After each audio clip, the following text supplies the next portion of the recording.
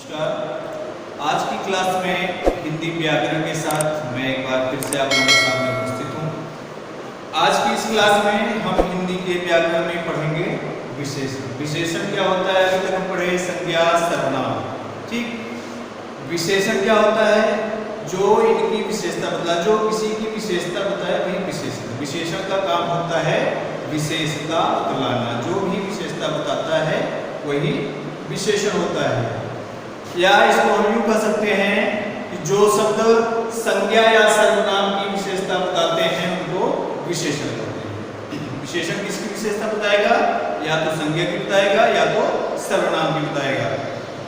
तो आज हम पढ़ेंगे विशेषण, और विशेषण में हम आपको बताएंगे कि विशेषण क्या है, विशेषण किसे कहते हैं, विशेषण के कितने भेद होते हैं, और भेदों की भी डिफिनीशन आपको हम आज बताने वाले हैं। तो आइए शुरू करते हैं विशेषण। जो शब्द संज्ञा या सर्वनाम की विशेषता बताए उसको विशेषण कहते हैं। सामान्य इसकी परिभाषा है जो सभी को पता है। और इसके साथ एक चीज और है कि जो शब्द विशेषता बताते हैं उनको विशेषण कहते हैं, और जिसकी विशेषता बताते हैं उसको क्या कहते हैं? उसको कहते हैं विशेष। उसको कहते हैं विशेष। ठीक, हमको दो चीजें पता हो गई, एक हो गया विशेषण और एक हो गया विशेष। विशेषण जो विशेषता बताए विशेषण है, और जिसकी विशेषता विशेषण बताता है उसको कहते हैं विशेष। जैसे मोटा आदमी। आदमी की विशेषता क्या है? मोटा होना। मोटा होना आदमी की विशेषता बता रहा है, इसलिए यह मोटा शब्द हो गया, क्या हो गया? विशेषण हो गया। मोटा क्या हो गया? विशेषण हो गया। और यह आदमी की विशेषता बता, किसकी विशेषता बता रहा है? आदमी की। मोटा शब्द आदमी शब्द की विशेषता बता रहा है, तो जिसकी विशेषता विशेषण बताता है उसको क्या कहते हैं? विशेषण। ठीक, विशेषण क्या है, विशेष क्या है? हमको लगता है कि आपको दोनों का अंतर, दोनों में डिफरेंस जो है वह समझ में आ गया होगा। तो आइए हम आगे बढ़ते हैं और देखते हैं विशेषण के भेद। विशेषण के कौन कौन से भेद होते हैं? विशेषण के भेद में पहला भेद है गुणवाचक विशेषण। जो शब्द संज्ञा या सर्वनाम के, विशेषण किसकी विशेषता बताता है?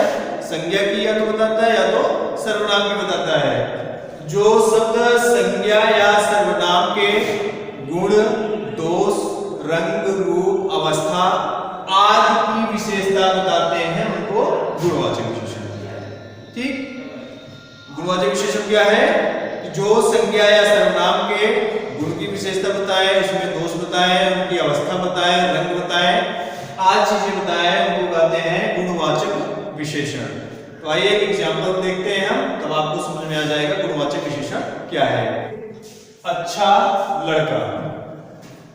लड़का शब्द जो है इसकी विशेषता क्या है? अच्छा होना। लड़के का गुण क्या है? अच्छा होना। तो यह अच्छा शब्द जो है यह गुण बता रहा है, इसलिए यह गुणवाचक विशेषण हो गया। दूसरा देखिए बेईमान आदमी। आदमी की विशेषता क्या है? वह बेईमान है। ठीक है, हमने बताया चाहे गुण बताए चाहे दोष बताए वह विशेषण में आता है। तो आदमी की विशेषता क्या है? वह बेईमान आदमी है। इसका एक दोष प्रकट कर रहा है, इसलिए यह क्या हो गया? गुणवाचक विशेषण हो गया। तीसरा एग्जांपल देखिए ऊंचा मकान। तीसरा एग्जांपल है ऊंचा मकान। तो यहाँ मकान की विशेषता क्या है? उसका ऊंचा होना। मकान की विशेषता है उसका ऊंचा होना। तो यह ऊंचा शब्द जो है मकान की अवस्था बता रहे, मकान कैसा है, तो इसलिए ऊंचा शब्द जो हो गया यह क्या हो गया? गुणवाचक विशेषण हो गया। अब यह तीनों जो है गुणवाचक विशेषण हो गए। बाकी बचे यह तीनों, लड़का, आदमी, मकान, इनकी विशेषता बताई जा रही है, इसलिए यह क्या हो गए? यह विशेष हो गए। ठीक, यह था हमारा गुणवाचक विशेषण। आइए हम अगला देखते हैं परिमाणवाचक विशेषण। परिमाण का अर्थ होता है मात्रा। परिमाण का अर्थ क्या होता है? मात्रा। तो इससे मतलब यह निकला कि जो विशेषण शब्द संज्ञा या सर्वनाम की मापतोल बताते हैं, क्या बताते हैं? संज्ञा या सर्वनाम का परिमाण बताते हैं, उनकी मापतोल, उनकी मात्रा बताते हैं, उनको हम कहते हैं परिमाणवाचक विशेषण। संज्ञा सर्वनाम की मात्रा या मापतोल होता है उसको परिमाणवाचक विशेषण कहते हैं। जैसे एक कप दूध, एक कप दूध, तो यहाँ दूध जो है यह संज्ञा शब्द है और संज्ञा शब्द की विशेषता क्या है, एक कप। एक कप मात्रा बता रहा है, दूध की मात्रा कितनी है, एक कप है। तो एक कप जो है यह दूध की विशेषता बता रहा है, मात्रा उसकी बता रहा है, मात्रा के रूप में विशेषता बता रहा है। इसलिए एक कप जो हो गया यह क्या हो गया, यह परिमाणवाचक विशेषण हो गया क्योंकि यह मात्रा बता रहा है। उसी तरह देखिए मुट्ठी भर चावल, चावल, चावल यहाँ संज्ञा है, चावल की विशेषता क्या है, वह मुट्ठी भर, उसकी मात्रा कितनी है, मुट्ठी भर है। तो यह मात्रा बता रहा है, इसलिए यह भी परिमाणवाचक विशेषण हो गया, मुट्ठी भर।